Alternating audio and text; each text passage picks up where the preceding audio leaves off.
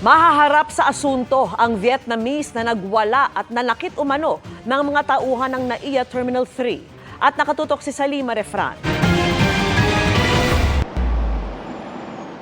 Naglulupasay sa sahig ang babaeng Vietnamese na ito habang nasa immigration departure ng NAIA Terminal 3. Pabalik na sana siya ng Hanoi, Vietnam at kinakausap na ng immigration officer bilang bahagi ng primary inspection. Pero bigla niyang hinatak pabalik ang sarili niyang passport. After primary inspection, hinablot niya at bigla siyang kumaripas ng takbo palabas po ng immigration area despite being processed already and cleared already for departure. And she was running back and forth po and shouting. Siya po ay naglupasay sa sahig ng Terminal 3 and hinampas din po niya yung braso ng isa sa ating mga immigration supervisors. Kaya nakikita po natin ay naging masyadong rowdy na po itong taong ito at nagkaroon po talaga ng disturbance dun sa area because of her actions.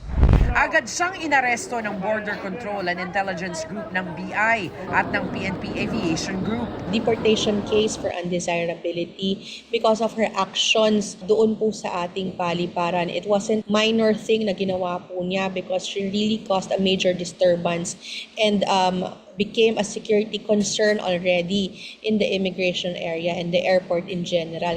Matatandaang nito lang nakaraang buwan, isa pang babaeng Vietnamese ang kinustudiya rin ng mga otoridad matapos mamataang nakahubad sa Terminal 3. Hindi pa matiyak kung bakit, pero posibleng dahil umano ito sa pagka-offload sa kanya.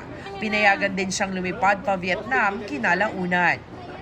Para sa GMA Integrated News, Salima Refran, nakatutok 24 oras.